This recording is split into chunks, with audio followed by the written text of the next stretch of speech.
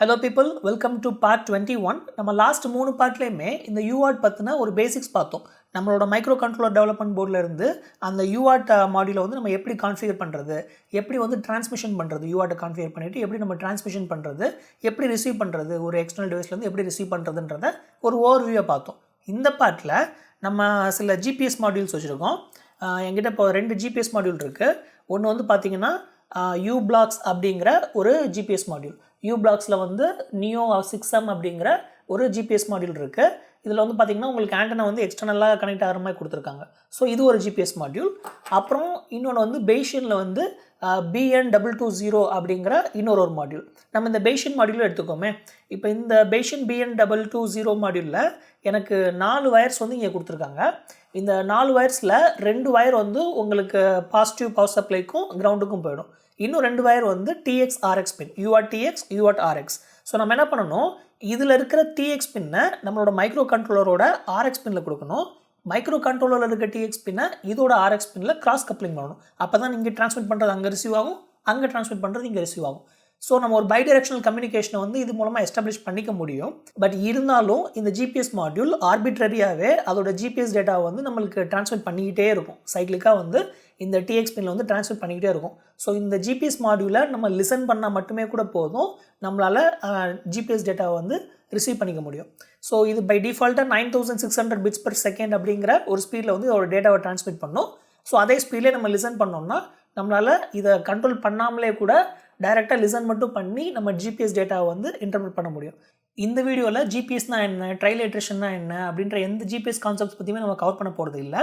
ஏன்னா ஆன்லைனில் ஆல்ரெடி உங்களுக்கு நிறைய மெட்டீரியல்ஸ் வந்து ஜிபிஎஸ் பற்றின இன்ஃபர்மேஷன் வந்து கவர் பண்ணியிருக்காங்க. அதில் ஏதாவது ஒரு நல்ல வீடியோ வந்து நான் கீழே டிஸ்கிரிப்ஷன் பாக்ஸில் ஒரு லிங்காக கொடுக்குறேன். உங்களுக்கு ஜிபிஎஸ் பற்றி தெரிஞ்சுக்கணுன்னா அந்த லிங்கை கிளிக் பண்ணி நீங்கள் ஜிபிஎஸ் பற்றி தெரிஞ்சுக்கலாம். இந்த வீடியோவில் இந்த ஜிபிஎஸ் மாடியூலேருந்து நம்ம எப்படி நம்ம லேட்டிடியூட் பொசிஷன் எப்படி எடுக்கிறது, லாங்கிடியூட் பொசிஷன் எப்படி எடுக்கிறது, ஆல்டிடியூட் எப்படி எடுக்கிறது அப்படின்ற டீட்டெயில்ஸ் மட்டும் பார்க்கலாம். ஸோ இப்போ இந்த ஜிபிஎஸ் மாடியூலை நான் என்னோடய மைக்ரோ கண்ட்ரோலரில் கனெக்ட் பண்ணுறதுக்கு முன்னாடி என்னோட USB to UART அதோட கனெக்ட் பண்ணி நான் பிசியில் கனெக்ட் பண்ணிக்கிறேன். ஸோ இந்த ஜிபிஎஸ் மாடியூலோட TX பின்லேருந்து நம்மளோட USB to UARTோட RX பின்னில் கனெக்ட் பண்ணேன்னா நான் இது அனுப்புகிற டேட்டாவை வந்து இப்போ நான் பிசியில் பார்க்க முடியும். அது என்ன அனுப்புதுன்றதை பார்த்துட்டு அதுக்கப்புறமா நான் மைக்ரோ கண்ட்ரோலரில் சைடில் என்ன பண்ணலான்றதை பார்க்கலாம். ஸோ இப்போ இதை கனெக்ட் பண்ணிக்கிறேன். ஆல்ரைட், இப்போ என்னோட ஜிபிஎஸ் மாடியூலை வந்து என்னோட பிசியில் USB to UART வழியாக கனெக்ட் பண்ணிட்டேன். இப்போ என்னோட பாட் ரேட்டும் கூட 9600 பிட்ஸ் per செகண்ட் வச்சுருக்கேன்.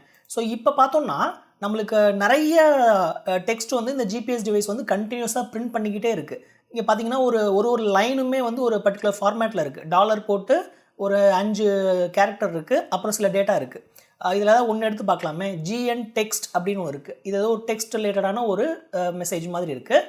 அப்புறம் GN RMCன்னு ஒன்று இருக்குது, GN VTGன்னு ஒன்று இருக்குது, GN GGAன்னு ஒன்று இருக்குது, GN GSAன்னு ஒன்று இருக்குது. அப்புறம் GSAலே நிறைய GN GCA GCAன்னு ஒன்று இருக்குது. அப்புறம் GPGSVன்னு ஒன்று இருக்குது. அதே மாதிரி நிறைய GPGSV இருக்குது, GLGSV இருக்குது, GN RMC இருக்குது, GN VTG இருக்குது, GN GGA, GN GSA, அப்புறம் மறுபடியும் GPGSVன்னு மறுபடியும் ரிப்பீட் ஆகுது. ஸோ இந்த மாதிரி கண்டினியூஸாக உங்களுக்கு வந்து ஏதோ ஒரு டெக்ஸ்ட் வந்து இந்த ஜிபிஎஸ் மாடல் அனுப்பிச்சிக்கிட்டே இருக்குது. ஸோ இது எல்லாமே என்ன, இது எல்லாமே ஒரு இன்ஃபர்மேஷன் வந்து நம்மளுக்கு கொடுக்குது. இந்த ஜிபிஎஸ் மாடியூல் வந்து நம்மளுக்கு ஏதோ ஒரு இன்ஃபர்மேஷனை கொடுக்குது. ஆனால் அது நிறைய சென்டென்சஸ் லைன் பை லைனாக ஒரு சென்டென்ஸாக கொடுக்குது. ஸோ யூஎஸில் வந்து நேஷ்னல் மெரைன் எலக்ட்ரானிக்ஸ் அசோசியேஷனுங்கிற ஒரு ஆர்கனைசேஷன் இருக்குது. அவங்க தான் இந்த ஜிபிஎஸ் மாடியூல்ஸ் எல்லாமே மற்ற டிவைசஸோட எப்படி அந்த ஜிபிஎஸ் டேட்டாவை வந்து கம்யூனிகேட் பண்ணணும் அப்படிங்கிறதுக்கு ஒரு ப்ரோட்டோகால் மாதிரி டிசைன் பண்ணியிருக்காங்க.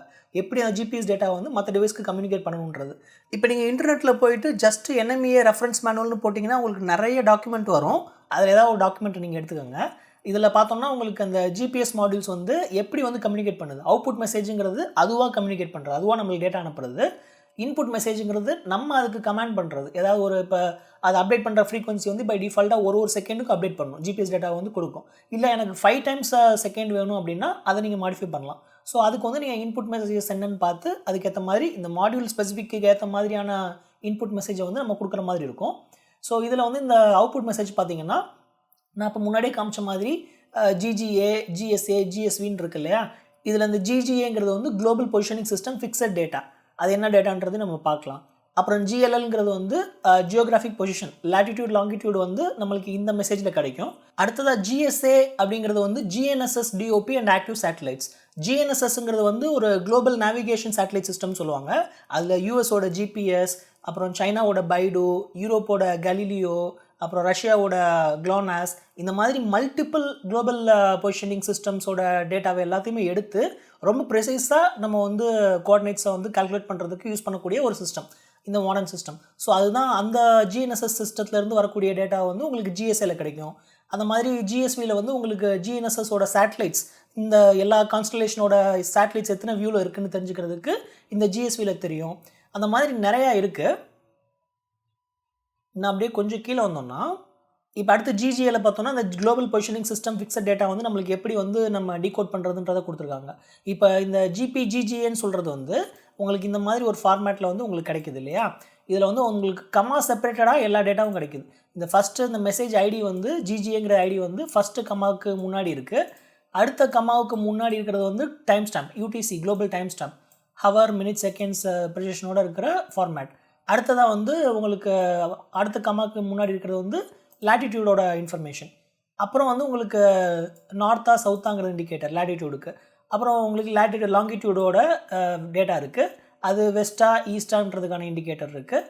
அப்புறம் குளோபல் பொசிஷன் ஃபிக்ஸ் இண்டிகேட்டர்னு ஒன்று இருக்குது. ஸோ இது வந்து ஆக்சுவலாக இந்த பொசிஷன் டேட்டா இப்போ ஃபிக்ஸ் இண்டிகேட்டர் வந்து உங்களுக்கு இந்த மாதிரி வேல்யூஸில் கிடைக்கும். 0 to 6 கிடைக்கும்.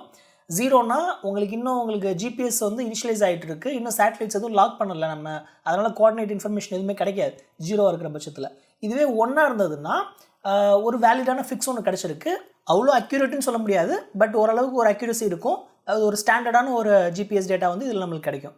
டிஜிபிஎஸ்ங்கிறது வந்து ஒரு டிஃபரன்ஷியல் ஜிபிஎஸ். இது நார்மல் ஜிபிஎஸ் டேட்டாவோட இன்னும் கொஞ்சம் அக்யூரேட்டான ஒரு மோடில் ஆப்ரேட் ஆகும்.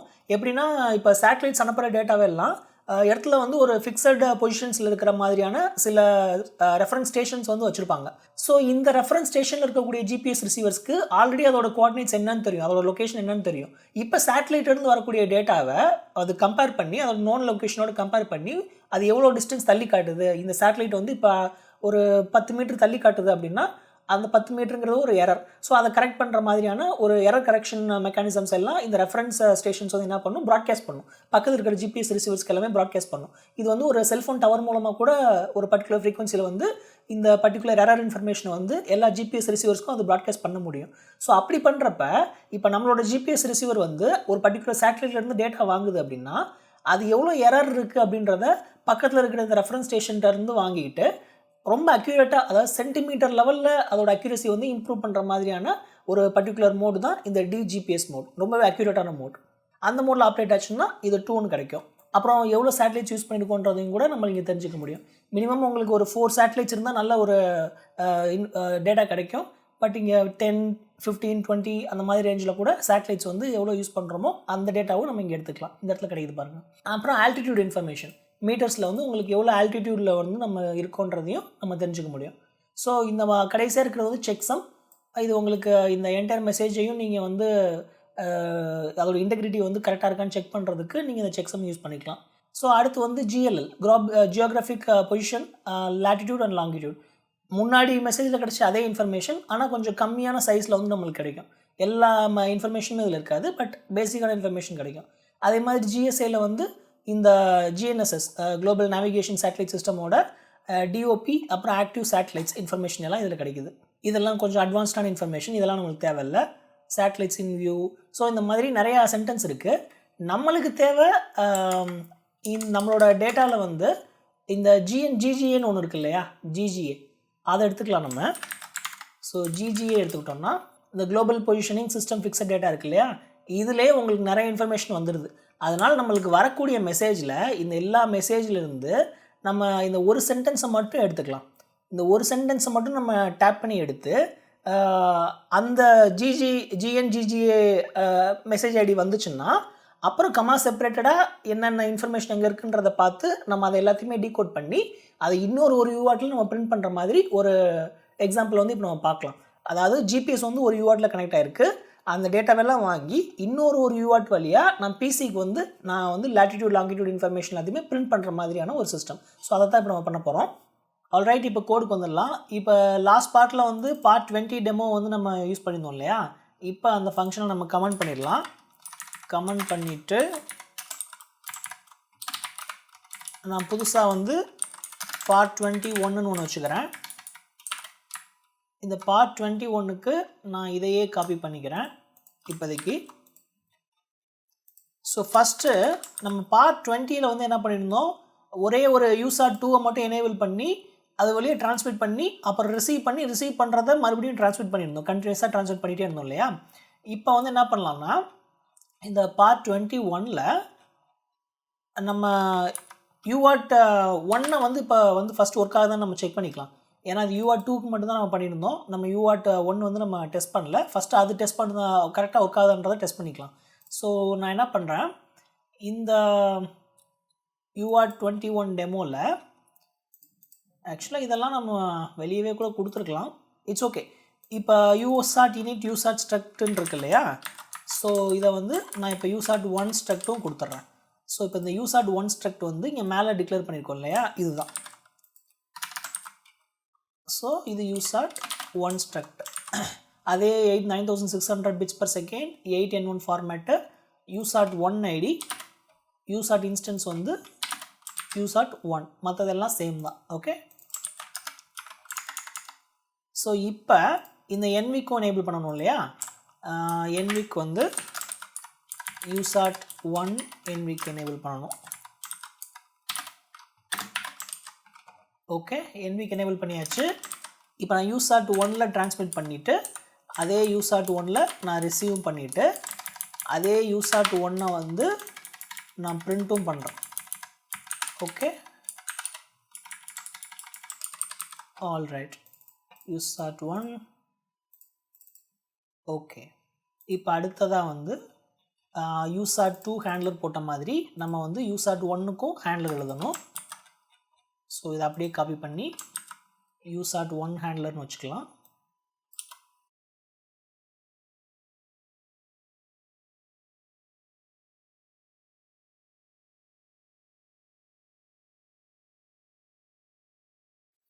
ஓகே, எல்லா இடத்துலையும் USART1 நான் மாற்றிட்டேன். ஸோ இந்த USART1ஓட TX அண்ட் RX பின்னை வந்து நம்மளோட USB to UART கனெக்ட் பண்ணணும். ஸோ அதுக்கு இந்த USART1ல் போனோம்னா, USART டிரைவரில் போனோம்னா USART1க்கு என்ன பின்னில் நம்ம கான்ஃபிகர் பண்ணியிருந்தோன்றது தெரியும். ஸோ PA9ல் TXும் PA10ல் RXும் கனெக்ட் பண்ணியிருக்கிற மாதிரி நம்ம கான்ஃபிகர் பண்ணியிருந்திருக்கோம். ஸோ PA9ல் நான் ஒரு TX பின்னை கனெக்ட் பண்ணிக்கிறேன்.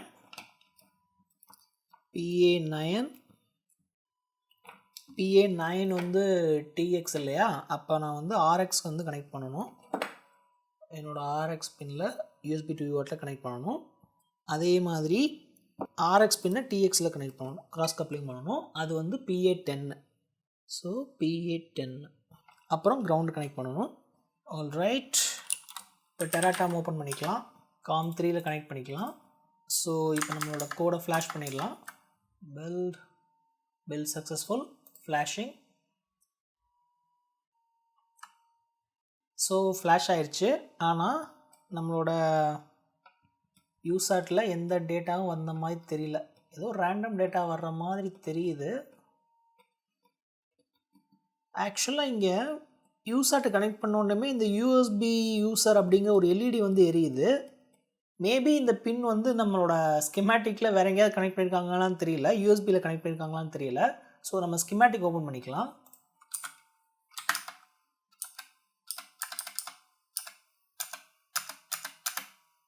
ஓகே, இங்கே பார்த்தீங்களா, PA9 வந்து VBus ஃபுல் ஸ்பீட் USB காண்டி யூஸ் பண்ணிட்டாங்க. அதனால் இந்த பின்னை நம்ம யூஸ் பண்ண முடியாது.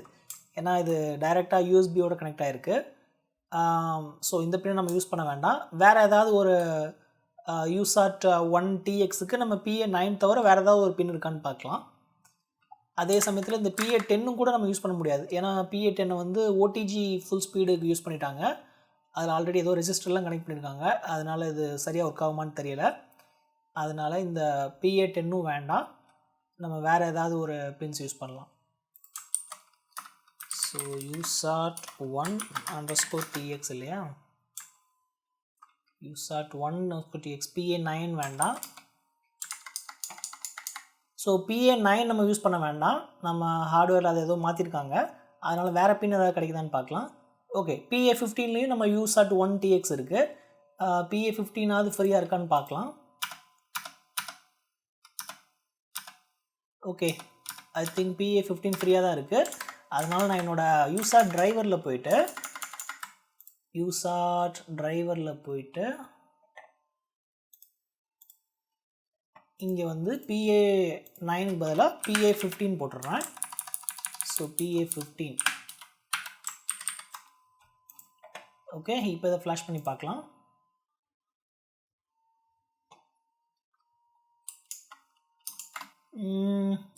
இன்னமும் எந்த டேட்டாவும் வரலை.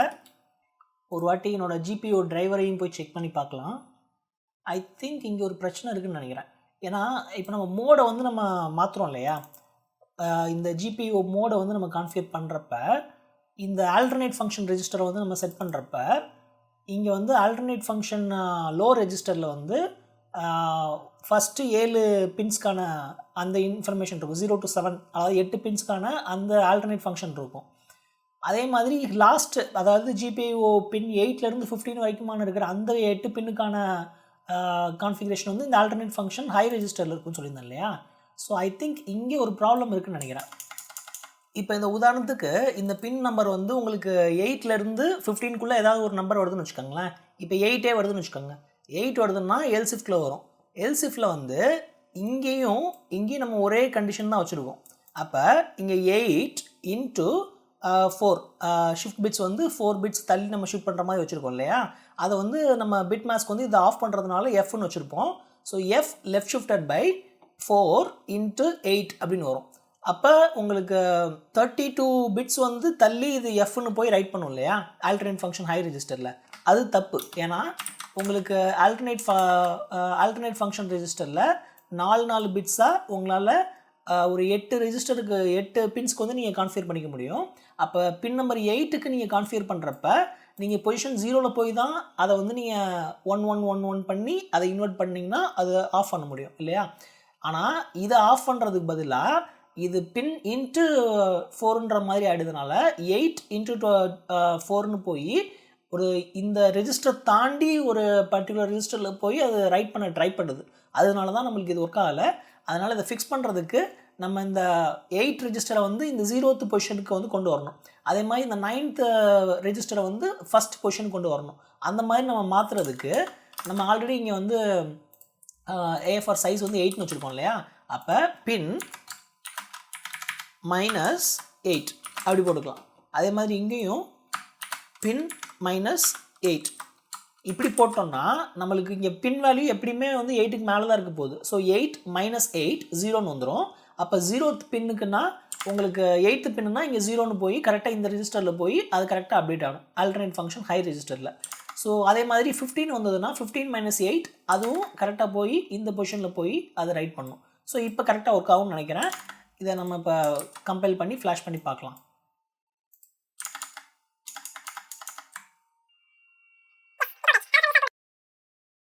எஸ், இப்போ ஒர்க் ஆயிடுச்சு. ஹலோ ஃப்ரம் USART 2ன்றது இப்போ வருது. ஆக்சுவலாக இது USART 2 கிடையாது, USART 1. நம்ம அதை காப்பி பண்ணி போட்டதுனால அது USART 2ன்னு வருது. பட் இது வந்து USART 1 தான். ஓகே, ஸோ இப்போ USART TX ஒர்க் ஆகுது. RX ஒர்க் ஆகுதான்னு பார்க்கலாம். RXக்கு வந்து நம்ம என்ன பண்ணணும்னா, நான் முன்னாடியே சொன்ன மாதிரி நம்ம வேறு ஒரு பின் தான் அதை சூஸ் பண்ணணும். ஸோ நம்ம மறுபடியும் ரெஃபரன்ஸ் மேனுவலில் போனோம்னா RXக்கு USART 1_RXக்கு நம்ம டேட்டா ஷீட்டில் RX பார்த்தோம்னா உங்களுக்கு PA10 வந்து நம்மளுக்கு USBக்கு யூஸ் பண்ணிட்டோன்னு சொன்னோம் இல்லையா, அதனால் வேறு பின்னு PB3 இருக்குது, அப்புறம் PB7 இருக்குது. ஸோ PB3 அல்லது PB7 இது ரெண்டில் ஏதாவது ஒன்று நம்ம யூஸ் பண்ணலாம். ஸோ PB3 வந்து நம்ம ஸ்கீமேட்டிக்கில் ஃப்ரீயாக இருக்கான்னு பார்க்கலாம். PB3 வந்து உங்களுக்கு சாஃப்ட்வேர் அவுட்புட்டில் கனெக்ட் ஆகிருக்கு. அதனால் PB3 யூஸ் பண்ண முடியுமான்னு தெரியல. இது வந்து டீபக்கருக்கு கனெக்ட் ஆகிருக்கு. இந்த பர்டிகுலர் பின் வந்து PB3 வந்து டீபக்கரில் கனெக்ட் ஆகிருக்கு. அதனால் நம்ம PB3 யூஸ் பண்ண முடியாது. PB7 யூஸ் பண்ண முடியுதான்னு பார்க்கலாம். PB7ல் இங்கே வந்து டைமர் I2C SDO ஈவெண்ட் அவுட்டுன்னு இருக்குது. PB7 வந்து ஸ்கிமேட்டிக்கில் ஃப்ரீயாக இருக்கான்னு பார்க்கலாம்.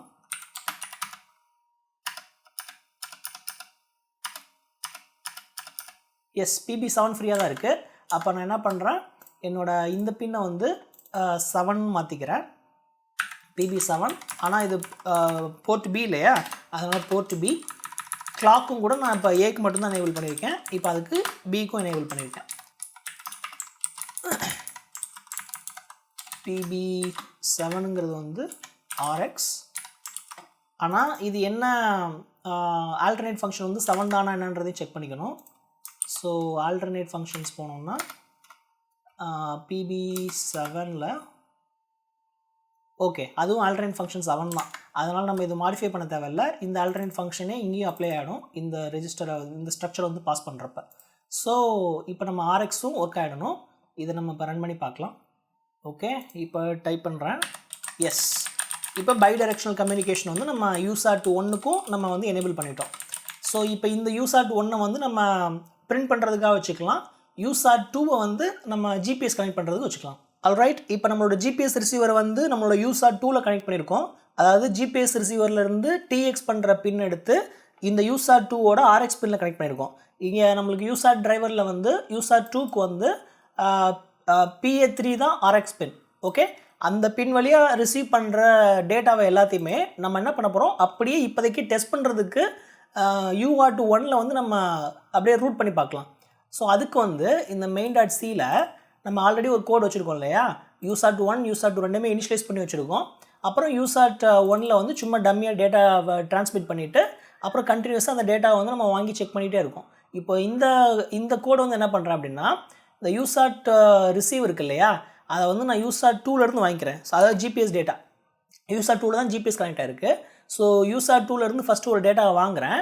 வாங்கிட்டு அது என்ன அனுப்பிச்சோ அதை அப்படியே நான் வந்து USART1க்கு வந்து நான் ட்ரான்ஸ்மிட் பண்ணுறேன். ஸோ USART1ல் அப்படியே ட்ரான்ஸ்மிட் பண்ணிவிட்டு USART2க்கு அடுத்த டேட்டா பைட்டை வந்து வாங்குறதுக்கு நம்ம செட் பண்ணிவிட்டு மறுபடியும் இந்த USART2வில் டேட்டா வந்துச்சுன்னா அதை அப்படியே USART1க்கு ஃபார்வர்ட் பண்ணுன்னு சொல்கிறோம். ஸோ USART2வில் வந்து கண்டினியூஸாக டேட்டா வாங்கிக்கிட்டே இருப்போம், பைட் பை பைட்டாக வாங்கிக்கிட்டே இருப்போம். அதை அப்படியே USART1ல் வந்து நம்ம சென்ட் பண்ணிகிட்டே இருப்போம். ஸோ இப்போ இதை வந்து கம்பைல் பண்ணி ஃப்ளாஷ் பண்ணலாம்.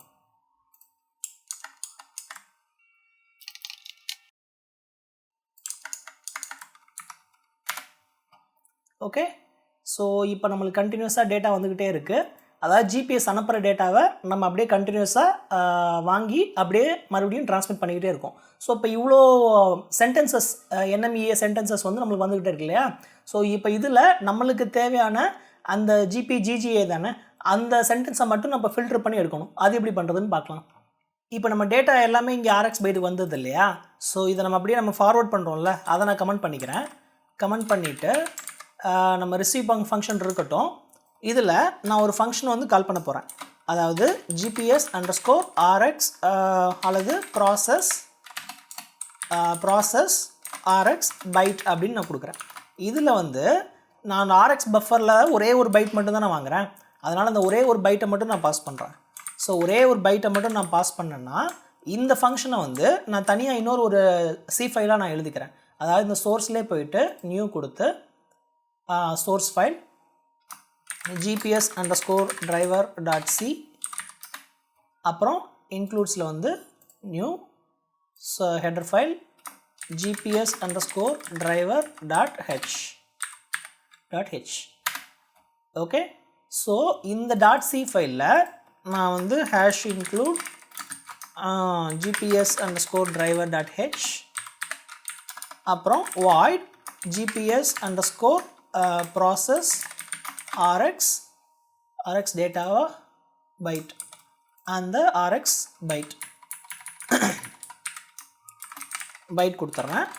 இதில் வந்து ஒரே ஒரு uint8 வேரியபிள் வந்து நான் வாங்குகிறேன்.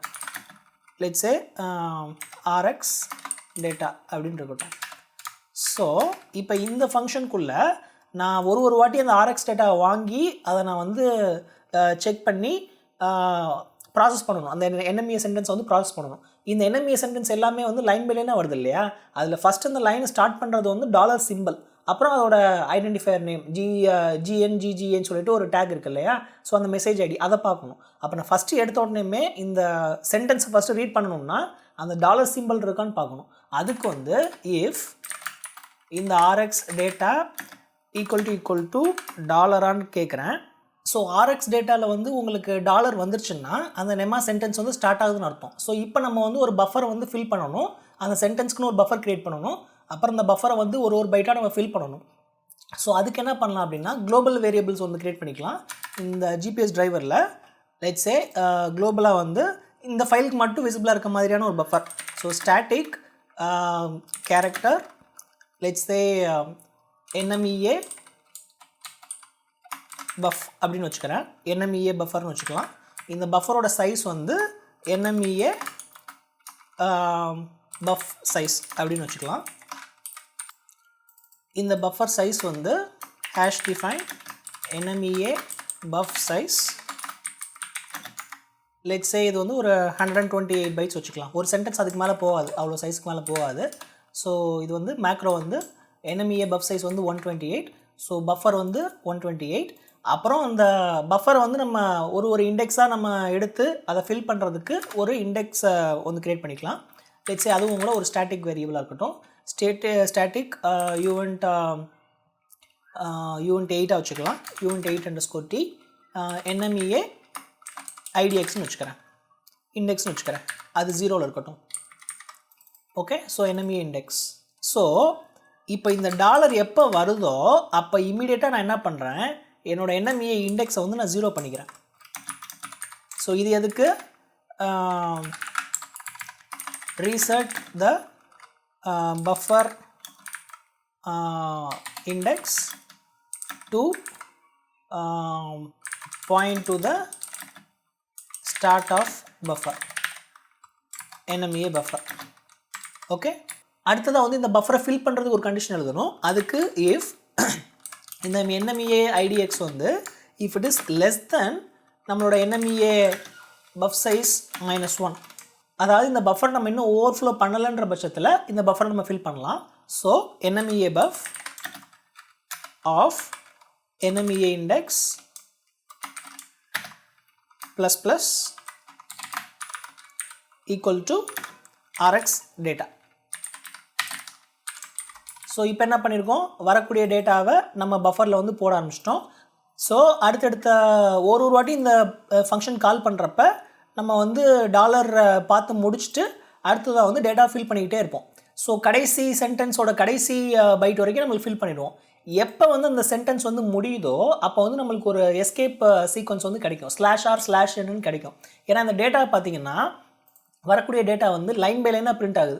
ஒரு லைனை நீங்கள் காப்பி பண்ணி போட்டிங்கன்னு வச்சுக்கோங்களேன், உங்களுக்கு /r/n சொல்லிட்டு, அதாவது கேரேஜ் ரிட்டன் நியூ லைன். இப்போ லைனை டைப் பண்ணிகிட்டே இருக்கீங்க, அடுத்த லைன் போகிறதுக்கு /n ஒரு எஸ்கேப் சீக்வன்ஸ் வரும். அப்புறம் இந்த கேரேஜ் ரிட்டன் /r வந்து கேரேஜ் ரிட்டன், அது லெஃப்ட் சைடில் ஸ்டார்டிங்கில் போய் இது பண்ணுறதுக்கு. ஸோ இந்த ஒரு பர்டிகுலர் கேரக்டர் எஸ்கேப் கேரக்டரை மானிட்டர் பண்ணோன்னா அது எப்போ அந்த சென்டென்ஸ் முடியுதுன்றது நம்மளுக்கு தெரியும். இப்போ உதாரணத்துக்கு, ஸோ இப்போ இந்த சென்டென்ஸில் இங்கே பார்த்தீங்களா, இந்த ஐக்கான் நான் கிளிக் பண்ணால் ஷோ ஆல் கேரக்டர்ஸை கிளிக் பண்ணால் எனக்கு அந்த CRLFங்கிறது வந்து கிடைக்குது. CRங்கிறது வந்து /rன்னு சொல்லுவோம், இது வந்து LFங்கிறது வந்து கேரக்டர் ASCIIயில் வந்து /n சொல்லுவோம்.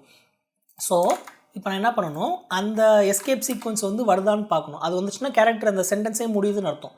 ஸோ அதுக்காக இஃப் இந்த RX data is equal to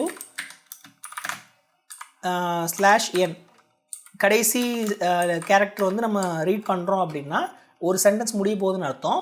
இப்போ வந்து நான் என்ன பண்ணுறேன், அந்த பஃபர் இருக்கு இல்லையா, NMEA பஃபர், அந்த பஃபரோட அந்த NMEA இண்டெக்ஸ் எந்த இண்டெக்ஸில் இப்போ அது பாயிண்ட் பண்ணிகிட்ருக்கோ அதில் வந்து நான் /0 அப்படின்னு கொடுக்குறேன். இதுவும் ஒரு எஸ்கேப் கேரக்டர் தான். இது வந்து நம்ம நல் டெர்மினேஷன் கேரக்டர்னு சொல்லுவோம். ஸோ இந்த /0ங்கிறதும் கூட ஒரு ASCIIயில் வந்து இன்னொரு எஸ்கேப் கேரக்டர் தான். /n மாதிரி /0வும் ஒரு எஸ்கேப் கேரக்டர். ஆனால் இந்த எஸ்கேப் கேரக்டர் வந்து ஒரு ஸ்ட்ரிங் வந்து டெர்மினேட் ஆகிருக்கு அப்படின்றத சொல்கிறதுக்கு சி ப்ரோக்ராமிங்கில் நம்ம யூஸ் பண்ணுவோம், ஸ்ட்ரிங் ஃபங்க்ஷன்ஸில் வந்து யூஸ் பண்ணுவோம். ஸோ எப்போ ஒரு ஸ்ட்ரிங் ஃபங்க்ஷன் வந்து ஒரு சென்டென்ஸை வந்து ஒரு ஸ்ட்ரிங்கை ரீட் பண்ணுதோ அப்போ அது கடைசியாக அந்த ஸ்ட்ரிங் முடியுதுன்னு தெரியறதுக்கு இந்த /0 வந்து அது பார்க்கும். அது பார்க்கணுன்றதுக்காக தான் நம்ம இங்கே /0 கொடுத்துருக்கோம். அப்போ இந்த NMEA பஃபில் எப்போ /0 முடியுதோ தெரியுதோ அப்போ வந்து நம்ம சென்டென்ஸ் வந்து முடியுதுன்னு அர்த்தம். அதை தான் நம்ம இங்கே வந்து இந்த ஸ்ட்ரிங் ஃபங்க்ஷனுக்காண்டி நம்ம கொடுத்துருக்கோம். ஸோ NMEA பஃபை கொடுத்துட்டு இப்போ ஒரு சென்டென்ஸ் வந்து ரெடி ஆகிடுச்சு. இப்போ நான் வந்து இன்னொரு ஃபங்க்ஷன் கால் பண்ணுறேன், GPS parse NMEA சென்டென்ஸ்ன்னு கொடுக்குறேன். NMEA சென்டென்ஸும் கொடுக்குறேன். அதில் வந்து நான் அந்த NMEA பஃபரை வந்து பாஸ் பண்ணுறேன். ஓகே, ஸோ இப்போ அந்த NMEA பஃபரை நான் இங்கே மேலே எழுதிக்கிறேன். ஓகே, இதுவும் கூட ஒரு வாய்ட் ஃபங்க்ஷன் தான். லெட்ஸ் சே இது வந்து நம்ம ஸ்டாட்டிக்காக கூட வச்சுக்கலாம். அதே மாதிரி இதை கூட ஸ்டாட்டிக்காக கூட வச்சுக்கலாம். ஆக்சுவலாக ஓகே, இது ஸ்டாட்டிக்காக வைக்க முடியாது, ஏன்னா இது வெளியே இருந்து கால் பண்ணுறோம் இல்லையா, ஆனால் இதை ஸ்டாட்டிக்காக வச்சுக்கலாம். ஸோ இதில் வந்து இது கான்ஸ்டன்ட் கேராக வச்சுக்கலாம், கான்ஸ்டன்ட் சார் பாயிண்டராக வச்சுக்கலாம். ஓகே, ஸோ இந்த NMEA பஃபர் வந்து ஒரு கேரக்டர் பஃபர் தானே, நான் இங்கே வந்து அது கான்ஸ்டன்ட் கேரக்டராக வாங்கிக்கிறேன். ஸோ அப்போ நம்ம வர ஸ்ட்ரிங் வந்து ஒரு கான்ஸ்டன்ட் கேரக்டராக வரும். ஸோ இப்போ ஒரு கம்ப்ளீட் சென்டென்ஸ் வந்து நம்மளுக்கு இந்த GPS பார்ஸ் NMEA சென்டென்ஸ்க்குள்ளே கிடைக்கும். இதில் வந்து ஒரு பர்டிகுலர் மெசேஜ் ஐடியை வந்து நம்ம ஃபில்டர் பண்ண போகிறேன், GNGGன்றதை ஃபில்டர் பண்ண போகிறேன். ஸோ இந்த ஃபங்க்ஷனுக்குள்ளே நான் எடுத்த உடனே ஒரு ஸ்ட்ரிங் கம்பேரிசன் பண்ணுறேன். ஸோ ஸ்ட்ரிங் என் கம்பேரிசன் அப்படிங்கிற ஃபங்க்ஷன் வந்து நெட்டில் தேடி பார்த்தீங்கன்னா இந்த ஃபங்க்ஷன் வந்து ஒரு C library function, string function. So இந்த ஃபங்க்ஷனை வந்து நீங்கள் ஒரு கான்ஸ்டன்ட் கேரக்டர் ஒரு ஸ்ட்ரிங்கும் அப்புறம் இன்னொரு கான்ஸ்டன்ட் கேரக்டர் ஸ்ட்ரிங்கும் ரெண்டும் பாஸ் பண்ணிவிட்டு எவ்வளோ கேரக்டர்ஸ் வந்து நீங்கள் கம்பேர் பண்ணுறீங்கன்றதையும் சொல்லிட்டீங்கன்னா அது வந்து உங்களுக்கு ஒரு வேல்யூ ரிட்டர்ன் பண்ணும். அது என்ன ரிட்டர்ன் பண்ணும்னா ஒரு இன்டிஜர் வேல்யூ ரிட்டர்ன் பண்ணும். அது வந்து இப்போ நம்ம கம்பேர் பண்ணுற ஸ்ட்ரிங் வந்து சேமாக இருந்துச்சுன்னா 0ன்னு ரிட்டர்ன் பண்ணும். இல்லை அப்படின்னா அது வேறு ஏதாவது ஒரு பாசிட்டிவ் நம்பரோ நெகட்டிவ் நம்பரோ அது கம்பேரிசனுக்கு ஏற்ற மாதிரி அது ரிட்டர்ன் பண்ணும். ஸோ நம்மளுக்கு தேவை இப்போ நான் GNGGA அப்படிங்கிற ஒரு பர்டிகுலர் மெசேஜ் ஐடியை தான் நான் செக் பண்ணுறேன். ஸோ அப்போ அது வந்து 0வாக இருக்கான்றதை தான் நான் செக் பண்ண போகிறேன். ஸோ இந்த ஸ்ட்ரிங் என் கம்பேரிசன் ஃபங்க்ஷனில் நான் என்னோட NMEA பஃபரை வந்து பாஸ் பண்ணுறேன். அது ஆல்ரெடி கான்ஸ்டன்ட் சாராக தான் இருக்குது. அது போக நான் என்னோட $GNGGA இல்லையா, $GNGGA அப்படிங்கிற அந்த ஒரு டெக்ஸ்ட்டையும் நான் வந்து பாஸ் பண்ணுறேன். அது வந்து மொத்தம் எத்தனை கவுண்ட்னு பார்த்தா உங்களுக்கு 1 2 3 4 5 6. ஸோ இப்போ 6 டோட்டல் 6 கேரக்டர்ஸ் இல்லையா. ஸோ 6 கேரக்டர்ஸ், இந்த 6 கேரக்டர்ஸ் கம்பேர் பண்ணுறப்ப வரக்கூடிய அந்த சென்டென்ஸோட இந்த ஃபஸ்ட்டு 6 கேரக்டரை கம்பேர் பண்ணால் நம்மளுக்கு இந்த சென்டென்ஸ் தான் கரெக்டாக மேட்ச் ஆகிடுச்சுன்னா நம்ம வந்து அதை ப்ராசஸ் பண்ணலாம். இல்லைன்னா நம்ம அடுத்த சென்டென்ஸை போய் ரீட் பண்ணலாம். இதை போய் நம்ம ப்ராசஸ் பண்ணணும் அவசியம் இல்லை. அப்போ இந்த சென்டென்ஸ் இல்லாத பட்சத்தில் நம்ம ஜஸ்ட் ரிட்டர்ன் மட்டும் பண்ணிட்டா போதும். அதை தெரிஞ்சுக்கிறதுக்கு இது ≠ 0வாக இருந்ததுன்னா நம்ம ரிட்டர்ன் பண்ணிடலாம், ஃபர்தராக வந்து ப்ராசஸ் பண்ண தேவையில்லை. ஏன்னா உங்களுக்கு <0 0வாக இருந்ததுன்னா இது மேட்ச் ஆகலைன்னு அர்த்தம், 0வாக இருந்ததுன்னா மேட்ச் ஆகிருக்குன்னு அர்த்தம். அப்போ இன்கேஸ் இது 0வாக ஆயிடுச்சுன்னா இது ரிட்டர்ன் ஆகாது, அப்படியே அடுத்த ஸ்டெப்புக்கு போகும். ஸோ இங்கே வந்து நம்ம என்ன பண்ணணும், ப்ராசஸ் த $GNGGA சென்டென்ஸ். இங்கே நம்ம அந்த சென்டென்ஸை ப்ராசஸ் பண்ணலாம். சரி, இப்போ இந்த நெமா பஃபில் உங்களுக்கு இந்த சென்டென்ஸ் ஃபுல்லாகவே நம்மளுக்கு கிடச்சிரும். இப்போ அதாவது இந்த GNGGன்ற என்டையர் சென்டென்ஸுமே நம்மளுக்கு கிடச்சிரும். ஸோ இப்போ இதில் இது டைம் ஸ்டாம்ப் தனியாக, லேட்டிடியூட் தனியாக, லாங்கிடியூட் தனியாக நான் பிரிக்கணும். அப்போ இந்த சென்டென்ஸ்லேருந்து இந்த கமா செப்பரேட்டட் வேல்யூஸை நான் தனித்தனியாக பிரிக்கிறதுக்கு எனக்கு இன்னொரு ஒரு C ஃபங்க்ஷன் இருக்குது, ஸ்ட்ரிங் லைப்ரரியில் இன்னொரு ஃபங்க்ஷன் இருக்குது. அது என்னன்னு சொல்கிறேன். அந்த ஃபங்க்ஷனை யூஸ் பண்ணால் நான் இந்த கமா செப்பரேட்டட் ஸ்ட்ரிங் இருக்கு இல்லையா, இது ஒரு தனி ஸ்ட்ரிங்காகவும் இது ஒரு தனி ஸ்ட்ரிங்காகவும் நான் உடைக்க முடியும். அதே மாதிரி இது ஒரு தனி ஸ்ட்ரிங்காக நம்ம வந்து உடைக்கலாம். அதை உடைச்சிட்டு அதுக்கப்புறமா அதை தனித்தனியாக நம்ம ப்ராசஸ் பண்ணலாம். பட் அதை பண்ணுறதுக்கு முன்னாடி இந்த மாதிரி நம்ம தனித்தனி ஸ்ட்ரிங்காக உடைக்கணும்னா அதை நம்ம ஸ்ட்ரிங்கை நம்ம மாடிஃபை பண்ணணும். இப்போ இது ஒரு ஸ்ட்ரிங்குன்னு நான் சொன்னேன்னு வச்சுக்கோங்களேன், இங்கே நான் ஒரு எஸ்கேப் கேரக்டர் வந்து ஒரு /0ன்னு போட்டால் தான் ஸ்ட்ரிங் ஃபங்க்ஷன்ஸ் வந்து அதை ப்ராசஸ் பண்ணணும். அப்போ இது ஒரு தனி ஒரு ஸ்ட்ரிங்காக மாறிடுது.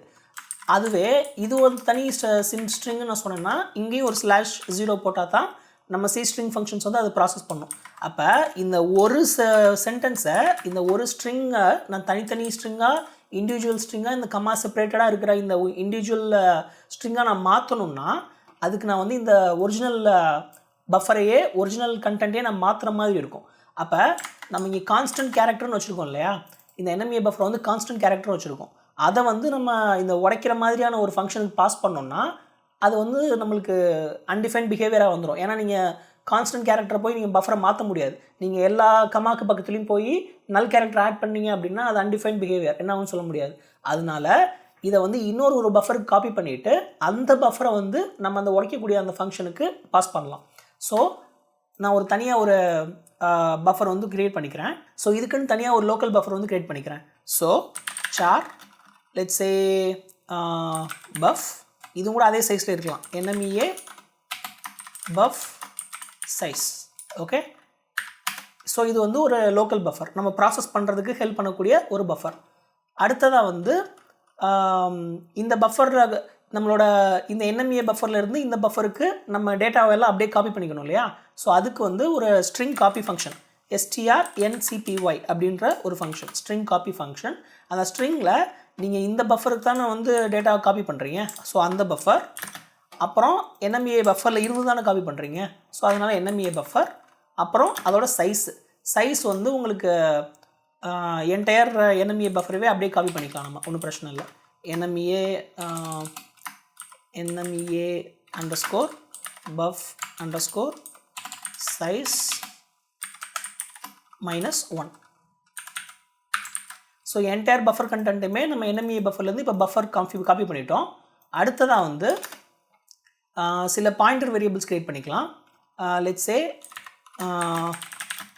pointer to comma separated strings.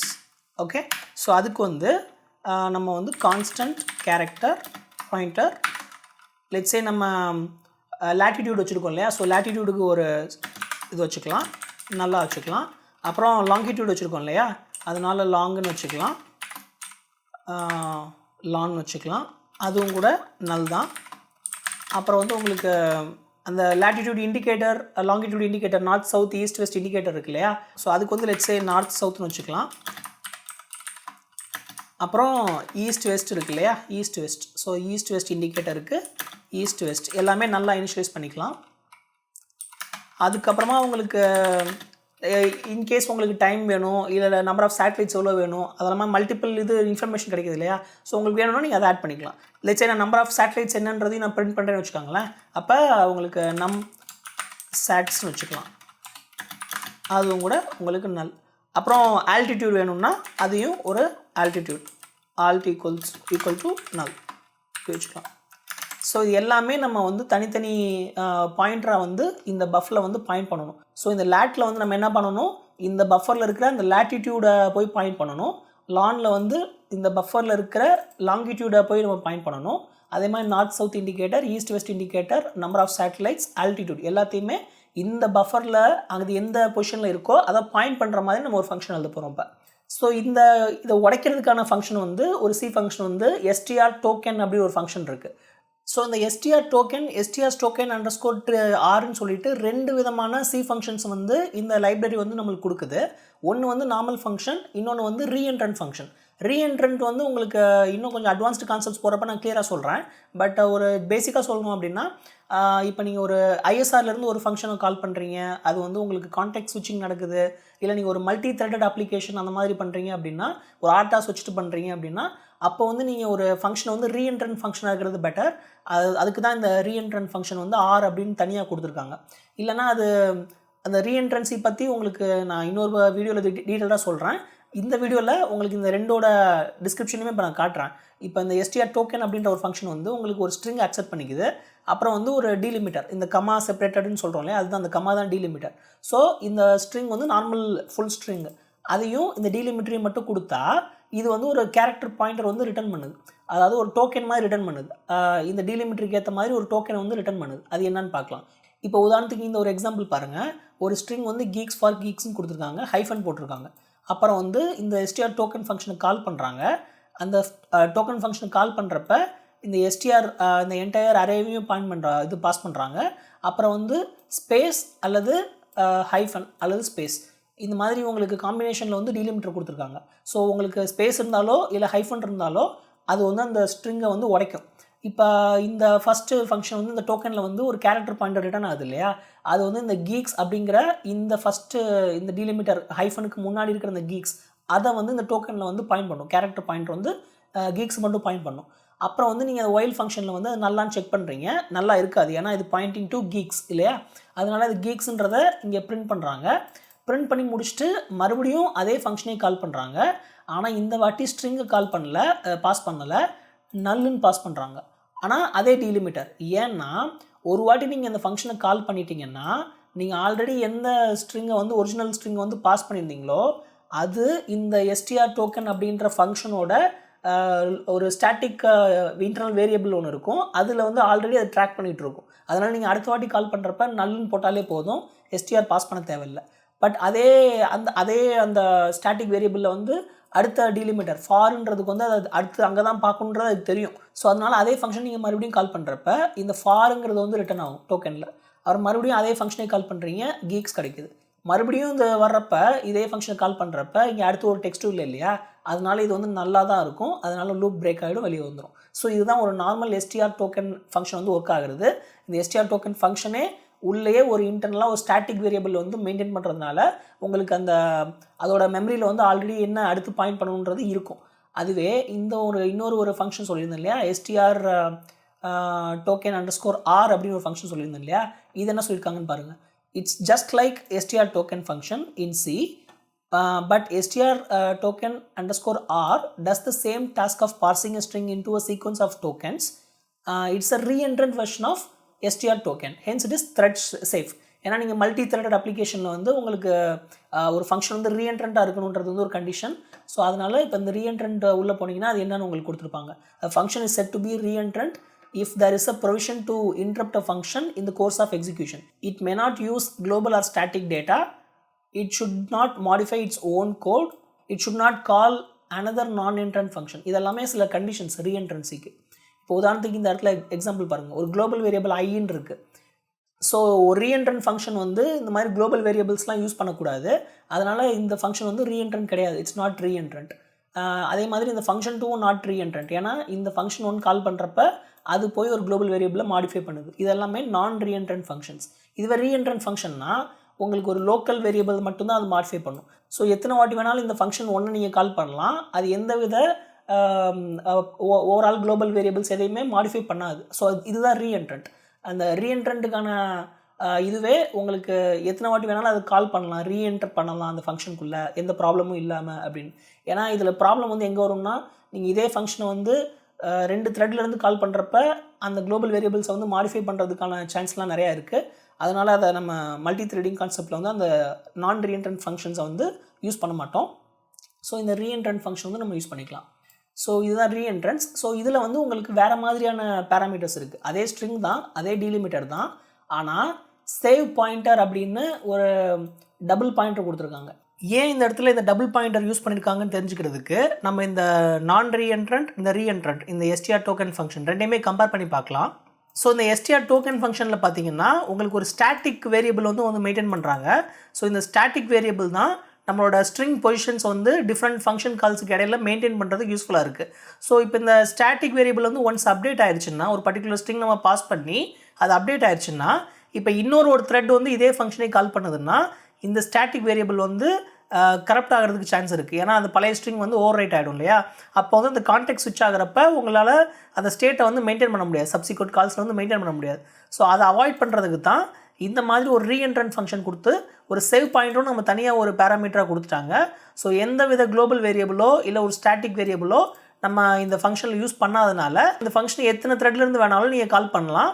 இது எந்த வித குளோபல் வேரியபிளோ ஸ்டாட்டிக் வேரியபிளோ அஃபெக்ட் பண்ணாதனால இது வந்து உங்களுக்கு த்ரெட் சேஃப் அப்படின்னு சொல்லுவாங்க. ஏன்னா நம்ம வந்து அந்த கான்டெக்ஸ்ட் வந்து இன்னொரு பேராமீட்டராக தான் நம்ம கொடுக்குறோமே தவிர இதை நம்ம மாடிஃபை பண்ணலை. இந்த கோடு வந்து நம்ம ஸ்டாட்டிக் வேரியபிளை மாடிஃபை பண்ணலை, குளோபல் வேரியபிளையும் மாடிஃபை பண்ணலை. ஸோ அதுதான் இந்த ரீஎன்ட்ரண்ட் ஃபங்க்ஷனில் இருக்கிற அட்வான்டேஜ். எத்தனை வாட்டி வேணாலும் எத்தனை த்ரெட்லேருந்து வேணாலும் இந்த ஃபங்க்ஷனை வந்து நீங்கள் ரீஎன்டர் பண்ணலாம். இந்த டபுள் பாயிண்டர் கான்செப்டை பற்றி நீங்கள் நெட்டில் தேடி பார்த்துக்கோங்க. ஸோ இப்போ இந்த எஸ்டிஆர் டோக்கன் ரீஎன்ட்ரண்ட் ஃபங்க்ஷனுக்கு வந்து ஒரு எக்ஸாம்பிள் கொடுத்துருக்காங்க. இதில் வந்து நம்மளுக்கு ஒரு ஸ்ட்ரிங் இருக்குது, கீக்ஸ் ஃபார் கீக்ஸ்னு கொடுத்துருக்காங்க. இதில் வந்து உங்களுக்கு டீலிமிட்டர் வந்து ஸ்பேஸ் தான், கமா கிடையாது இல்லையா. So space. ஸோ ஒரு கேரக்டர் பாயிண்டர் டோக்கன் ஒன்று வச்சுருக்காங்க, அப்புறம் ரெஸ்ட்டுன்னு சொல்லிட்டு ஒன்று வச்சுருக்காங்க. ஸோ இந்த ரெஸ்ட்டுக்கு வந்து நம்மளுக்கு இந்த எஸ்டிஆரை வந்து அசைன் பண்ணியிருக்காங்க.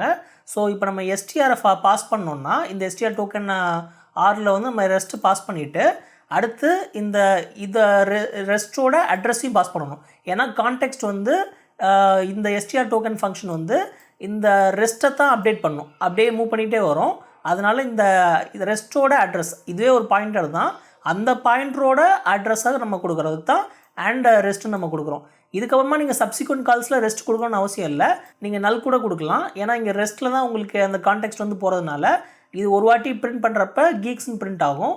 அடுத்த வாட்டி இந்த டோக்கன் இந்த எஸ்டிஆர் டோக்கன் ஃபங்க்ஷனில் வந்து நீங்கள் ரெஸ்ட்டோ நல்லோ எது பாஸ் பண்ணிவிட்டு இந்த அட்ரஸ் ஆஃப் ரெஸ்ட்னு கொடுத்தீங்கன்னா போன டைம்லேயே இந்த ரெஸ்ட்டை வந்து இந்த எஸ்டிஆர் டோக்கன் ஃபங்க்ஷன் வந்து அப்டேட் பண்ணியிருக்கும்.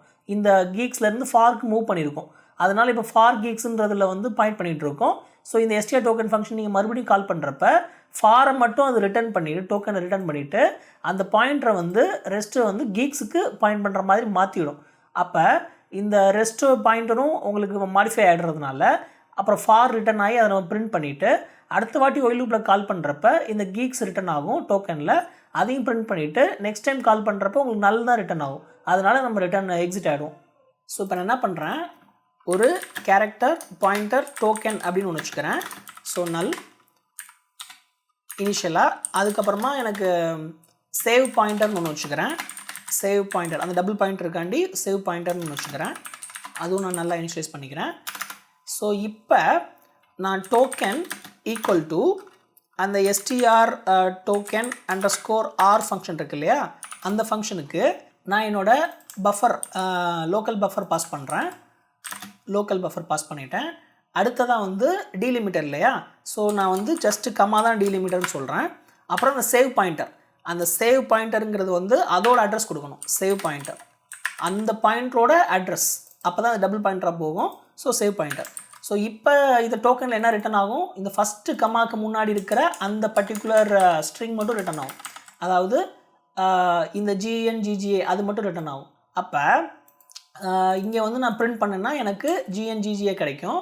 அடுத்த வாட்டி இதை நான் கால் பண்ணேன்னா, அடுத்த வாட்டி இதே ஃபங்க்ஷனை இப்படி கால் பண்ணேன்னா இதை பஃப் பாஸ் பண்ணாலும் சரி நல் பாஸ் பண்ணாலும் சரி இட் டசன்ட் மேட்டர். ஏன்னா உங்களுக்கு கான்டெக்ஸ்ட் வந்து இதுலேருந்து தான் அடுத்து ஃபர்தராக வந்து கண்டினியூ ஆகும். அப்போ இந்த ஃபங்க்ஷன் கால் பண்ணுறப்ப இது இங்கே போய் பாயிண்ட் பண்ணிகிட்ருக்கோம். இப்போ இந்த சேவ் பாயிண்ட் வந்து இங்கே போய் பாயிண்ட் பண்ணிகிட்ருக்கோம். ஸோ அதனால் இந்த சென்டென்ஸில் இருந்து இதை மட்டும் பிரித்து எடுத்து கொடுத்துரும். பிரித்து எடுத்து கொடுத்துட்டு அந்த பாயிண்டரை வந்து இதை அப்டேட் பண்ணிடும், இங்கே போய் அப்டேட் பண்ணிடும். அப்போ அடுத்த வாட்டி இந்த ஃபங்க்ஷனை வந்து நான் இதே மாதிரியே கால் பண்ணேன்னா, இதே மாதிரி கால் பண்ணேன்னா இங்கேருந்து ஸ்டார்ட் ஆகும். அதனால ஃபஸ்ட்டு கம்மாவுக்கு முன்னாடி இருக்கிற இது மட்டும் நம்ம பிரித்து எடுத்துடலாம். ஸோ அந்த மாதிரி ஒன்று ஒன்றா நம்ம அடுத்து கால் பண்ண அது பிரித்து எடுத்துக்கிட்டே இருக்கலாம். ஓகே, ஸோ இப்போ நான் வந்து ஒரு வைல் லூப் எழுதுகிறேன். வைல் இந்த டோக்கன் வந்து நல்லா இல்லாத பட்சத்தில் நம்ம அதை ஃபர்தராக ப்ராசஸ் பண்ணலாம். ஃபஸ்ட்டு வந்து நான் என்ன பண்ணுறேன், இந்த ஒரு ஃபீல்டையுமே நான் வந்து ஒரு இண்டெக்ஸாக வச்சுக்கிறேன். அதாவது இண்டெக்ஸ் 0ல் வந்து இந்த சென்டென்ஸ் இருக்குது, இந்த ஜிஎன்ஜிஜிங்கிற அந்த டெக்ஸ்ட் இருக்குது. இண்டெக்ஸ் 1ல் வந்து உங்களுக்கு டைம் ஸ்டாம்ப் இருக்குது. இண்டெக்ஸ் 2ல் வந்து உங்களுக்கு லேட்டிடியூட் இருக்குது. அந்த மாதிரி வச்சுக்கலாம். ஒரு ஃபீல்டுக்கு வந்து ஒரு நம்பரிங் வச்சுக்கலாம் நம்ம. ஸோ அதனால் என்ன பண்ணுறேன், ஒரு ஃபீல்டுன்னு சொல்லிட்டு ஒரு லெட்ஸே ஒரு uint8 வேரியபிள் வந்து நான் க்ரியேட் பண்ணிக்கிறேன். So uint8 _t field equal to 0. So இப்போ என்ன பண்ணுறேன், ஃபஸ்ட்டு வாட்டி நான் வந்து இதை கால் பண்ணி முடித்த உடனே நான் அந்த ஃபீல்டை வந்து நான் இன்க்ரீஸ் பண்ணிக்கிறேன். ஃபீல்ட் ++. ஓகே, ஸோ ஃபஸ்ட்டு இனிஷியலாக வந்து கால் பண்ணுறப்ப எஸ்டிஆர் டோக்கன் கால் பண்ணுறப்ப உங்களுக்கு வந்து ஃபீல்டு வந்து 0வாக இருக்கும். அடுத்த வாட்டி நான் இதை கால் பண்ணுறதுக்கு முன்னாடி இதை இன்க்ரிமெண்ட் பண்ணிடுறேன், ஃபீல்டு ++ன்னு பண்ணிடுறேன். இப்போ ஃபீல்டு வந்து 1 ஆகிடும். ஓகே, ஸோ இப்போ ஃபீல்டு 1 ஆகிடுச்சு. இப்போ ஒரு ஸ்விட்ச் கேஸ் எழுதலாம். ஸ்விட்ச் ஃபீல்டுன்னு எழுதுகிறேன். இப்போ எனக்கு கேஸ், இந்த ஸ்விட்ச் கேஸில் கேஸ் வந்து இப்போ 1 இருக்கும் இல்லையா, ஸோ 1 இருக்கும். இந்த இடத்துல ஃபீல்டு வந்து 0லேருந்து 1 இருக்கும். 1 இருந்ததுன்னா அது என்னது நம்மளுக்கு, அது வந்து அந்த டேக் மெசேஜ் ஐடி வந்து 1. அதுவே உங்களுக்கு 2ஆக இருந்தால் அது வந்து உங்களுக்கு டைம் ஸ்டாம்ப் இல்லையா. அதுவே உங்களுக்கு 3ஆக இருந்ததுன்னா அது வந்து உங்களுக்கு லேட்டிடியூட். ஸோ நம்மளுக்கு லேட்டிடியூட் தான் இப்போ வேணும் இல்லையா. ஸோ அதனால் இந்த கேஸ் 3 வந்து லேட்டிடியூடுக்கான கேஸு. ஸோ இந்த இதில் வந்து நான் என்ன பண்ணுறேன், இந்த லேட் நம்ம ஒன்று வச்சுருக்கோம் இல்லையா, பாயிண்ட் வச்சுருக்கோம் இல்லையா, அந்த லேட்டுக்கு வந்து இந்த டோக்கனை வந்து நான் அசைன் பண்ணிக்கிறேன். அசைன் பண்ணிவிட்டு நான் பிரேக் பண்ணிடுறேன். சிம்பிள். பிரேக் பண்ணி முடிச்சிட்டா இந்த ஸ்விட்ச் ஃபங்க்ஷன் வந்து பிரேக் ஆகிடும். இப்போ நான் வந்து மறுபடியும் token equal to STR token _r பஃப்னு நீங்கள் போடலாம், இல்லை நீங்கள் நல்லும் போடலாம், ரெண்டுமே ஒர்க் ஆகும். நல் போட்டு அதே கமா பாயிண்டர். இப்போ வந்து உங்களுக்கு அப்டேட்டடாக இருக்கும் இல்லையா, இப்போ இந்த சேவ் பாயிண்டர் வந்து அப்டேட் ஆகிருக்கும். அடுத்த டைம் ஸ்டாம்பை போய் பாயிண்ட் பண்ண சொல்லி இது அப்டேட் ஆகிட்டு இருக்கும் இப்போ. ஸோ இதை நான் கால் பண்ணுறேன். ஸோ இதை கால் பண்ணுறப்ப மறுபடியும் உங்களுக்கு வந்து இப்போ அடுத்த டைம் ஸ்டாம்போட அந்த பர்டிகுலர் நேம் வந்து ஸ்ட்ரிங் வந்து உங்களுக்கு டோக்கனில் கிடைக்கும். அது நல்லா இருக்காது. மறுபடியும் இங்கே உள்ளே வரும், ஃபீல்டு ++ வரும். ஃபீல்டு வந்து 4 இன்க்ரிமெண்ட் ஆகிடும். அப்போ ஃபீல்டு 4 இருந்ததுன்னா அது என்னது? கேஸ் 4 வந்து இது வந்து நார்த் சவுத் இண்டிகேட்டர் இல்லையா? ஸோ என்எஸ் நம்ம வந்து ஒரு நார்த் சவுத் இண்டிகேட்டர் பாயிண்ட் வச்சுருக்கோம். அதுக்கு வந்து நம்ம டோக்கன் அசைன் பண்ணிடலாம். ஓகே, அடுத்தது பிரேக். இப்போ பிரேக் பண்ணி முடிச்சோடனே இங்கே வரும். மறுபடியும் இது என்ன ஆகும்? நார்த் சவுத் இண்டிகேட்டர் முடிச்சுட்டு இப்போ இங்கே போய் பாயிண்ட் பண்ணும் லாங்கிடியூட். அப்போ அடுத்து இங்கே ஃபீல்டு இன்க்ரிமெண்ட் ஆகி வரப்போ கேஸ் 5ன்னு வரும்.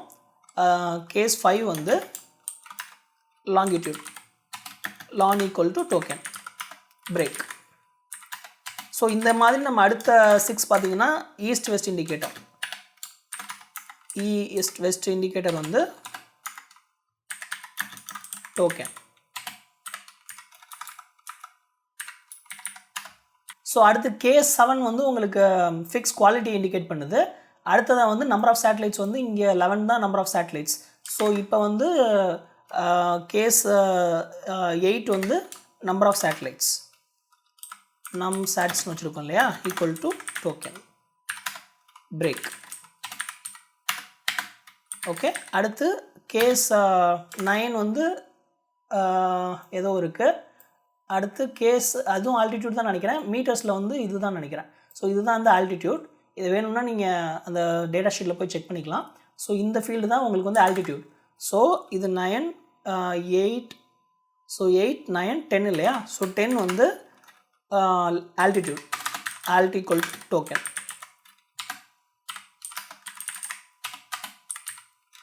ஓகே, டிஃபால்ட்டாக இருந்தால் ஒன்றும் பண்ண வேண்டாம், வெளியே வந்துடலாம். ஸோ ஓகே, இதுதான் ஸ்விட்ச் கேஸ். ஆல்ரைட், இப்போ கடைசியாக இந்த எல்லா டெக்ஸ்ட்டையும் வெரிஃபை பண்ணி முடிச்சதுக்கப்புறமா நம்ம வந்து நல் ரிட்டர்ன் ஆகும். அப்போ நம்ம வந்து இங்கே வெளியே வந்துடலாம். வெளியே வந்ததுக்கப்புறமா நம்ம வந்து let's say print the data on UART 1. Okay, வெளியே வந்ததுக்கப்புறமா எல்லா டேட்டாவையும் UART 1ல் பிரிண்ட் பண்ணிடலாம். ஸோ இந்த டேட்டாவை வந்து UART 1ல் பிரிண்ட் பண்ணுறதுக்கு முன்னாடி நம்ம ஃபஸ்ட்டு வந்து UART 1ல் வந்து எப்படி பிரிண்ட் பண்ணோம்? ஸோ இந்த டேட்டாவை வந்து நம்ம UART 1ல் பிரிண்ட் பண்ணுறப்ப நம்ம வந்து ஒரு பஃபர் அப்புறம் லென்த் அதை தான் நம்ம பாஸ் பண்ணிட்டு இருந்தோம் இல்லையா? இந்த USART transmit ITன்ற ஃபங்க்ஷன் வழியாக ஒரு பஃபர் அதோட லென்த் தான் பாஸ் பண்ணிட்டு இருந்தோம். ஸோ இதை வந்து நம்ம ஒரு ஃபார்மேட்டட் டெக்ஸ்ட்டாக வந்து ஒரு ஸ்ட்ரிங்காக நம்ம பிரிண்ட் பண்ணுறதுக்கு ஃபஸ்ட்டு இந்த டேட்டாவை எல்லாமே நம்ம ஒரு பர்டிகுலர் ஃபார்மேட்டில் வந்து ஒரு லெட்ஸ் சே லேட்டிடியூட் லாங்கிடியூட் இதுதான் அப்படின்ற மாதிரி ஒரு ஃபார்மேட் பண்ணி பிரிண்ட் பண்ணணும். ஸோ அந்த ஃபார்மேட் பண்ணுறதுக்காக நான் வந்து ஒரு பஃபர் வச்சுக்கிறேன், ஒரு கேரக்டர் பஃபர், கேரக்டர் அவுட்புட் பஃபர்னு வச்சுக்கிறேன். இது வந்து சைஸ் வந்து 128. ஓகே, ஸோ இந்த பஃபரில் நான் இப்போ வந்து ஒரு ஃபங்க்ஷன் வந்து கால் பண்ண போகிறேன். SNPrintf அப்படின்ற ஒரு ஃபங்க்ஷன் கால் பண்ண போகிறேன். ஸோ இந்த SNPrintf ஃபங்க்ஷன் என்னன்றதை நம்ம நெட்டில் போய் பார்க்கலாம். ஸோ இந்த SNPrintf ஃபங்க்ஷன் வந்து Cயில் வந்து ஒரு library function standard IO.h header ஃபைலேருந்து வருது. இதோட சின்டாக்ஸ் பார்த்தீங்கன்னா இது வந்து எந்த ஸ்ட்ரிங் அப்படின்ற பஃபர், எந்த பஃபரில் போய் நீங்கள் ரைட் பண்ணணுமோ அந்த பஃபர் வந்து ஸ்ட்ரிங் பஃபரை வந்து நீங்கள் ஒரு பேராமீட்டராக கொடுக்கணும். எவ்வளோ சைஸுக்கு நீங்கள் காப்பி பண்ண போகிறீங்க, என்ன ஃபார்மேட்டில் காப்பி பண்ண போகிறீங்கன்றது அடுத்த ஆர்கியூமெண்ட்ஸ். இப்போ உதாரணத்துக்கு இங்கே ஒரு எக்ஸாம்பிள் இருக்கு பாருங்க. ஒரு SNPrintf ஃபங்க்ஷன் கால் பண்ணியிருக்காங்க, ஒரு பஃபரை வந்து இங்கே கொடுத்துருக்காங்க. அந்த பஃபர் வந்து 50 பைட்ஸ் சார் பஃபர், அப்புறம் மேக்ஸ் லென்த் வந்து மறுபடியும் 50 இருக்கும். அப்புறம் ஒரு ஸ்ட்ரிங்கை வந்து இங்கே ஃபார்மேட் பண்ணி கொடுத்துருக்காங்க பாருங்கள். printfல கொடுக்குற மாதிரியே the percentages fox jumped over the percentages dog str1 str2 str3 அது எல்லாமே இங்கே ஆல்ரெடி டிக்ளேர் பண்ணியிருக்காங்க. ஸோ இந்த பஃபரில் வந்து கரெக்டாக the quick brown fox jumped over the lazy dog அந்த மாதிரி ஃபார்மேட் ஆகி பஃபரில் வந்து போய் உட்காரும். அப்புறம் நம்ம பஃபரை பிரிண்ட் பண்ணோம்னா அது உங்களுக்கு அந்த ஃபுல் சென்டென்ஸ் அப்படியே உட்காரும். ஸோ இதே வேலையை தான் இப்போ நம்மளும் பண்ண போகிறோம். இதில் வந்து இந்த SNPrintfல வந்து லெட்ஸ் சே அவுட்புட் பஃபர் தான் நம்மளுக்கு தேவையான பஃபர். அப்புறம் வந்து அதோட சைஸ் வந்து நம்ம காப்பி பண்ண போகிற சைஸ் வந்து அப் டு அது எவ்வளோ சப்போர்ட் பண்ணுதோ அவ்வளோ பைட்ஸையும் நம்ம அப்படியே காப்பி பண்ணலாம். என்ன நான் ஃபார்மேட் பண்ண போகிறேன் அப்படின்னா லெட்ஸ் சே latitude அப்படின்னு சொல்லிட்டு ஒரு வேல்யூ %s கமா longitude அப்படின்றது %s கமா altitude அப்படிங்கிறது %s comma number of visible satellites அப்படின்றது ஒரு பர்சன்டேஜ் எஸ், எல்லாமே ஸ்ட்ரிங் தானே, ஸோ அதுவும் பர்சன்டேஜ் எஸ். அப்புறம் வந்து அவ்வளோதான் இல்லையா. ஸோ இதில் வந்து இந்த லேட்டிடியூடு வந்து லேட்டில் இருக்குது, லாங்கிடியூடு வந்து லானில் இருக்குது, ஆல்டிடியூடு வந்து ஆல்ட்டில் இருக்குது, நம்பர் ஆஃப் சேட்டலைட்ஸ் வந்து நம்சாட்ஸில் இருக்குது. அவ்வளோதான். ஸோ இப்போ நம்ம என்ன பண்ணியிருக்கோம், இந்த ஒரு ஸ்ட்ரிங்கை வந்து இந்த SNPrintf ஃபங்க்ஷன் வழியாக நம்ம வந்து அவுட்புட் பஃபில் மூவ் பண்ணியிருக்கோம். ஸோ இப்போ என்ன பண்ணியிருக்கோம், இந்த அவுட்புட் பஃபில் இந்த என்டையர் ஸ்ட்ரிங்கையுமே நம்ம வந்து மூவ் பண்ணியிருக்கோம். Latitude, longitude, altitude, number of visible satellites வந்து மூவ் பண்ணியிருக்கோம். இப்போ இதை பிரிண்ட் பண்ண போகிறோம்.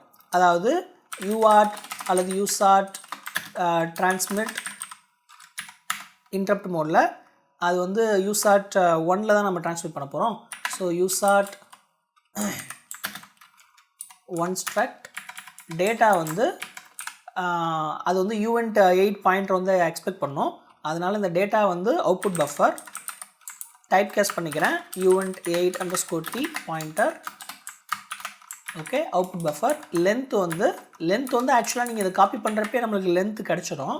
ஸோ லெட்ஸே இன்ட் லென்த்துன்னு வச்சுக்கிறேன். ஸோ இந்த லென்த்தையும் கூட நம்ம இங்கேயே போட்டுடலாம். ஸோ SNPrintf வந்து ரிட்டர்ன் பண்ணுறது லென்த், எவ்வளோ காப்பி பண்ணிச்சோ அந்த லென்த்தை நான் இங்கே கொடுத்துட்றேன். ஸோ அந்த லென்த்துக்கு வந்து இப்போ நம்ம டிரான்ஸ்மிட் பண்ணிடலாம் டேட்டாவை. ஸோ இது என்ன ஆகும், ஒரு வாட்டி இது டிரான்ஸ்மிட் ஆகிடுச்சுன்னா மறுபடியும் அடுத்த சென்டென்ஸ் வர்றப்ப இது மறுபடியும் அடுத்த சென்டென்ஸ் வந்து டிரான்ஸ்மிட் பண்ணும். இப்படியே கண்டினியூஸாக நடந்துக்கிட்டே இருக்கும். சரியா, இப்போ இதை வந்து அவ்வளோதான், நம்மளுக்கு கோட் முடிஞ்சது. இங்கே சேவ் பாயிண்டருக்கு முன்னாடி ஒரு கமா போட்டல. ஓகே, அடுத்ததாக வந்து இதில் வந்து நம்ம ஹேஷ் இன்க்ளூட் stdio.h இன்க்ளூட் பண்ணணும், hash include standard int.h include பண்ணணும், ஏன்னா இந்த UINT 8 யூஸ் பண்ணியிருக்கோம் இல்லையா அதனால். அப்புறம் வந்து ஹேஷ் இன்க்ளூட் string.h இன்க்ளூட் பண்ணணும். அடுத்து இந்த ஃபங்க்ஷன் டிக்ளரேஷன் வந்து GPS ப்ராசஸ் பைட்ஸ்ன்னு இருக்கு இல்லையா, ஸோ இது வந்து இந்த ஹெடர் ஃபைலில் இருக்கணும். ஓகே, அப்புறம் main.c ஃபைலில் இந்த ஃபங்க்ஷன் கால் பண்ணுறதுனால நம்ம இந்த hash include GPS driver.h include பண்ணணும். ஆல்ரைட், இப்போ எல்லாமே முடிஞ்சது, நம்ம இதை பில்ட் பண்ணலாம். கொஞ்சம் எரர்ஸ் வந்திருக்கு, 4 எரர்ஸ் 4 வார்னிங்ஸ் வந்திருக்கு. unknown type UINT 8_t இருக்குது. ஓகே, இங்கேயும் நம்ம வந்து என்ன பண்ணணும், டிக்ளரேஷன்றதுனால hash include standard int.h include பண்ணிடலாம். இங்கே ஆல்ரெடி இன்க்ளூட் பண்ணிட்டதுனால இங்கே பண்ண தேவையில்லை. அடுத்ததாக ஒரு வார்னிங் இருக்குது, பாசிங் ஆர்குமெண்ட் 2 ஆஃப் இந்த string token function makes pointer from integer without a கேஸ்ட்னு சொல்லுது. இது நம்ம இன்டீஜராக கொடுக்கலையே. ஓகே, இது கேரக்டராக கொடுத்துட்டோம் இல்லையா, அது கொடுக்கக்கூடாது. அது ஆக்சுவலாக வந்து ஒரு கேரக்டர் பாயிண்டர் எக்ஸ்பெக்ட் பண்ணுது. ஸோ ஸ்ட்ரிங்காக கொடுக்கணும், நம்ம இந்த மாதிரி டபுள் கோட்ஸில் கொடுக்கணும், கமா வந்து டபுள் கோட்ஸில் கொடுக்கணும். ஆல்ரைட், ஓகே, அடுத்த எரர் பார்க்கலாம். அடுத்த எரர் வந்து implicit declaration of USART transmit function. ஸோ USART transmit function இங்கே யூஸ் பண்ணிக்கிறதுனால hash include USART driver.h include பண்ணிடலாம். each undeclared identifier is reported only once. Okay, அந்த ஈஸ்ட் வெஸ்ட் இண்டிகேட்டர் அதெல்லாம் நம்ம யூஸ் பண்ணலை, EW set but not used. So இந்த east west நம்ம யூஸ் பண்ணாததுனால ஆக்சுவலாக இது நம்ம ஏன் யூஸ் பண்ணணும் தானே. ஸோ லேட்டிடியூட் லாங்கிடியூட் போட்டிருக்கோம் இல்லையா, ஸோ அதில் லேட்டிடியூட் போட்டுட்டு மறுபடியும் ஒரு % கொடுக்குறேன், லாங்கிடியூட் போட்டுட்டு மறுபடியும் ஒரு % கொடுக்குறேன். ஆனால் இங்கே latitude comma north south indicator இல்லையா NS, அது லான்க்கு பக்கத்தில் ஈஸ்ட் வெஸ்ட் இண்டிகேட்டர் அதையும் கொடுத்துட்றேன். ஸோ இந்த USART 1 struct வந்து டிக்ளேர் ஆகலைன்னு சொல்லுது இல்லையா, இங்கே நம்ம யூஸ் பண்ணியிருக்கோம், ஆனால் அது main.c தான் டிக்ளேர் பண்ணியிருக்கோம். அதனால் என்ன பண்ணலாம், நம்மளோட GPS driver.h இருக்கு இல்லையா, ஸோ அதில் வந்து நம்ம எக்ஸ்டர்னாக அந்த ஹெடர் அந்த ஸ்ட்ரக்சரை வந்து நம்ம ரெஃபர் பண்ணலாம். main.cயில் வந்து கொடுத்துருந்தோம் இல்லையா, இது தானே, இதை அப்படியே காப்பி பண்ணிக்கலாம். So extern struct1 usart struct1. Okay, இப்போ கம்பைல் பண்ணி பார்க்கலாம். இன்னமும் எரர். இந்த ஓகே usart struct t இது வந்து எங்கே டிக்ளேர் ஆகிருக்கு? இது usart டிரைவரில் டிக்ளேர் ஆகிருக்கு. ஸோ அதையும் நம்ம இன்க்ளூட் பண்ணணும். hash include usart driver.h. So extend usart struct usart1 struct கொடுத்துடலாம். So usart driver.h. இப்போ மறுபடியும் கம்பைல் பண்ணி பார்க்கலாம். ஓகே, இப்போ கோட் நம்மளுக்கு பில்ட் ஆகிடுச்சு. ஸோ ஹோப்ஃபுல்லி இப்போ நம்ம ரன் பண்ணால் நம்மளோட டேட்டா எல்லாம் கிடைக்கணும். ரன் பண்ணி பார்க்கலாம்.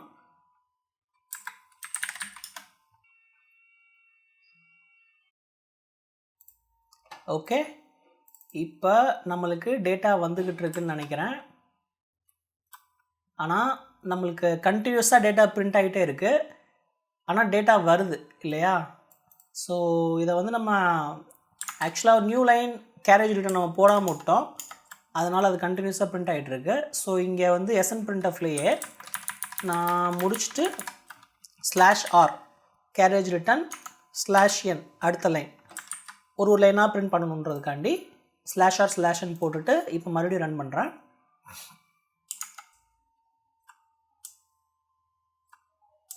ஓகே, இப்போ கரெக்டாக பிரிண்ட் ஆகுது. ஆல்ரைட்.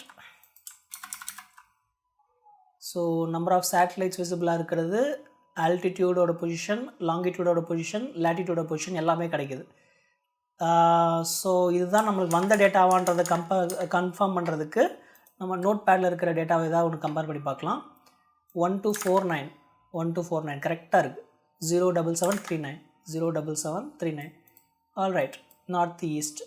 இப்போ இந்த str டோக்கன் ஃபங்க்ஷன் வந்து எப்படி நம்மளோட பஃபரை வந்து அப்டேட் பண்ணுதுன்னு காட்டுறதுக்காண்டி நான் என்ன பண்ணுறேன், இந்த GPS பார்ஸ் NMEA சென்டென்ஸ்ன்ற ஃபங்க்ஷனில் இந்த கடைசியில் நான் இந்த இடத்துல ஒரு பிரேக் பாயிண்ட் வச்சுக்கிறேன். இப்போ ஃபுல்லாக நான் வந்து டீபக் பண்ணுறேன்.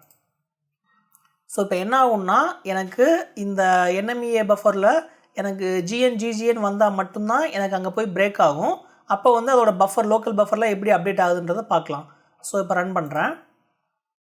இங்கே ஹிட் ஆச்சு பார்த்தீங்களா? இப்போ நம்மளோட NMEA பஃபரில் போய் பார்த்தீங்கன்னா உங்களுக்கு அந்த ஃபுல் சென்டென்ஸ் வந்து அந்த பஃபரில் காப்பி ஆகிருந்திருக்கும். ஒரிஜினல் பஃபரில் வந்து காப்பி ஆகிருந்திருக்கும். வந்துருக்கு பார்த்துக்கிங்களா? GNGGA அப்படியே கடைசியாக வந்தீங்கன்னா /r/nோட அந்த சென்டென்ஸ் வந்து முடியுது. இப்போ நம்மளோட வேரியபிள் செக்ஷனில் போயிட்டு நம்ம இங்கே பஃபர் இந்த ஸ்ட்ரிங் டோக்கனில் வந்து நம்ம பஃபரை தான் பாஸ் பண்ணுறோம் இல்லையா? ஸோ அந்த பஃபரில் போய் பார்த்தீங்கன்னா அதுக்கு நேரம் எல்லா அந்த கம்ப்ளீட் சென்டென்ஸை வந்து உடச்சிருக்கும். எப்படின்னா /0 போட்டிருக்கு பார்த்தீங்களா? ஃபஸ்ட் இந்த $GNGGA வந்து உடச்சி ஒரு /0 போட்டிருக்கு. ஸோ இது ஒரு ஸ்ட்ரிங்கு. அடுத்ததாக வந்து இந்த லேட்டிடியூட் வந்து இங்கே மறுபடியும் /0, அடுத்தது லாங்கிடியூடில் /0, அப்புறம் எண்ணுக்கு அப்புறம் மறுபடியும் /0. இந்த மாதிரி எல்லா இண்டிவிஜுவல் ஸ்ட்ரிங்ஸையுமே அது வந்து எஸ்கேப் பண்ணியிருக்கு.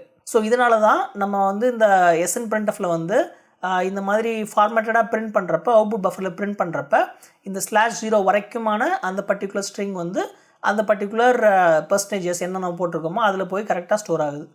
ஸோ இந்த பஃபில் வந்து உங்களுக்கு இப்போ லேட்டிடியூட்னு பார்த்தோம்னா உங்களுக்கு இந்த 1249.82281 அப்புறம் ஒரு எஸ்கேப் கேரக்டர் வந்து இது ஆட் பண்ணியிருக்கு இல்லையா? பஃபில் வந்து அந்த ஸ்ட்ரிங் டோக்கன் ஃபங்க்ஷன் ஆட் பண்ணியிருக்கு இல்லையா? அப்புறம் நார்த் வருது, அப்புறம் மறுபடியும் ஒரு எஸ்கேப் கேரக்டர் வருது இல்லையா? ஆனால் உங்களுக்கு இந்த SNPrintf ஃபங்க்ஷனில் நம்ம இந்த %s போட்டு இந்த லேட்டிடியூட் காப்பி பண்ணுறப்ப அந்த எஸ்கேப் கேரக்டர்லாம் காப்பி ஆகாது. அதுக்கு முன்னாடி என்ன டேட்டா இருந்ததோ 81, அதுக்கப்புறமா நார்த்து, அதுக்கப்புறமா 7 ஆரம்பிக்குது இல்லையா? 07 ஆரம்பிக்குது இல்லையா? அப்படி தான் காப்பி ஆகும். ஸோ இப்போ இந்த SNPrintf வந்து நம்ம அவுட்புட் பஃபரில் பிரிண்ட் பண்ணுறோம் இல்லையா? ஸோ இப்போ இந்த அவுட்புட் பஃபர் பார்த்தீங்கன்னா அவுட்புட் பஃபரில் லேட்டிடியூடில் உங்களுக்கு பார்த்தீங்கன்னா 82281N அந்த எஸ்கேப் கேரக்டர் இல்லை. அதுக்கப்புறமா லாங்கிடியூட் பொசிஷன் வந்துருச்சு. இங்கே எங்கேயுமே அந்த எஸ்கேப் கேரக்டர் வந்து காப்பி ஆகலை. ஸோ இப்படி தான் நம்மளோட SNPrintf ஃபங்க்ஷன் வந்து நம்மளோட ஃபார்மேட்டட் டேட்டாவை வந்து அவுட்புட் பஃபில் காப்பி பண்ணுது. ஆல்ரைட், இதுதான் டீபக்கர் வியூ. ஆல்ரைட், இப்போ மறுபடியும் நம்ம சீரியல் டெர்மினலுக்கு வந்துடலாம். ஸோ இப்போ இதை அப்படியே நான் கூகுளில் போட்டால் எனக்கு வந்து மேப் லொக்கேஷன் வருதான்னு பார்க்கலாம். ஸோ கூகுள் மேப்ஸில் இந்த கோஆர்டினேட்ஸ் நான் பேஸ்ட் பண்ணுறேன். இதை வந்து டெக்ஸ்ட்டை எடுத்து விட்டுறேன். இப்போ என்டர் கொடுத்தேன்னா இது வந்து கூகுள் மேப்ஸ் cannot find இந்த பர்டிகுலர் கோஆர்டினேட்ஸ்னு சொல்லுது. இதுக்கு ஒரு காரணம் இருக்குது. இப்போ இதுதான் நம்மளோட லேட்டிடியூட் லாங்கிடியூட் இல்லையா? இது என்ன ஃபார்மேட்டில் இருக்குன்னா டிகிரிஸ் அண்ட் டெசிமல் மினிட்ஸில் இருக்குது. இது ஜிபிஎஸ் வந்து உங்களுக்கு நிறைய ஃபார்மேட்டில் வந்து ரெப்ரசன்ட் பண்ணலாம். டிடின்னு ஒரு ஃபார்மேட் இருக்குது, டிஎம்னு ஒரு ஃபார்மேட் இருக்குது, டிஎம்எஸ்ன்னு ஒரு ஃபார்மேட் இருக்குது. ஸோ இது பார்த்திங்கன்னா உங்களுக்கு அதே லேட்டிடியூட் லாங்கிடியூட் தான், ஆனால் அதோட ரெப்ரசன்டேஷன் வந்து டிஃப்ரெண்ட்டாக இருக்குது இல்லையா? ஸோ எர்த் வந்து ஒரு ஸ்பியர் மாதிரி தானே, அதில் இந்த மாதிரி ஒரு கோஆர்டினேட்டை வந்து பர்டிகுலர் லேட்டிடியூட் அண்ட் லாங்கிடியூட் பொசிஷனை வந்து ரெஃபர் பண்ணுறதுக்கு இந்த மாதிரி மல்டிபிள் நொட்டேஷன்ஸ் வந்து இருக்குது. இதில் நம்ம இப்போ பார்த்துக்கிட்டு இருக்க நோட்டேஷன்ஸ் வந்து இந்த நோட்டேஷன் வந்து டிகிரிஸ் அண்ட் டெசிமல் மினிட்ஸ். ஆனால் கூகுள் மேப்ஸ் யூஸ் பண்ணுற நோட்டேஷன் வந்து டெசிமல் டிகிரிஸ். அதனால இந்த டிகிரிஸ் அண்ட் டெசிமல் மினிட்ஸை நம்ம டெசிமல் டிகிரிஸாக டிடியாக மாற்றணும், அதாவது டிஎம்எம்மை டிடியாக மாற்றணும். ஸோ அதுக்கு வந்து நம்ம என்ன பண்ணலான்னா இப்போ வந்து என்ன பண்ணணும், கன்வெர்ட் டிடிஎம் டு டிஎம் இல்லையா, டு டிடி இல்லையா? ஸோ இதுக்கு வந்து ஒரு ஃபார்முலா இருக்குது. நம்மளோட இந்த கோஆர்டினேட்டை வந்து டிடிக்கு கன்வெர்ட் பண்ணுறதுக்கு ஒரு ஃபார்முலா இருக்குது. இப்போ இதை DD is equal to degrees plus minutes divided by 60, அதுதான் உங்களோட ஃபார்முலா. இந்த மாதிரி டிடிஎம்லேருந்து டிடி கன்வெர்ட் பண்ணணும்னா அப்போ நம்மளோட லேட்டிடியூட் வந்து இதுதானே. ஸோ இதில் டிகிரிஸுங்கிறது வந்து நம்மளோட லேட்டிடியூடில் வந்து இந்த ஃபஸ்ட்டு 2 டிஜிட்ஸ் 12ன்னு இருக்கு இல்லையா, அதுதான். ஸோ அதுதான் டிகிரிஸ். ஸோ டிகிரிஸ் வந்து 12 ப்ளஸ் இந்த மினிட்ஸுங்கிறது rest of the data. Rest of the data என்ன உங்களுக்கு 49 இந்த வேல்யூ இருக்கு இல்லையா, இது டிவைடட் பை 60. ஓகே, இப்போ ரிசல்டன்ட் வேல்யூ என்ன கிடைக்கும்னா கால்குலேட்டரில் நீங்கள் இதை 49 இந்த வேல்யூ போட்டு டிவைடட் பை 60 போட்டிங்கன்னா உங்களுக்கு வந்து 0.830 இந்த மாதிரி வேல்யூ கிடைக்குது இல்லையா. இதை அப்படியே காப்பி பண்ணிக்கலாம். 6 வச்சுக்கலாம், ஏன்னா இது 6 கிரேட்டர் தான் இருக்கிறதுனால.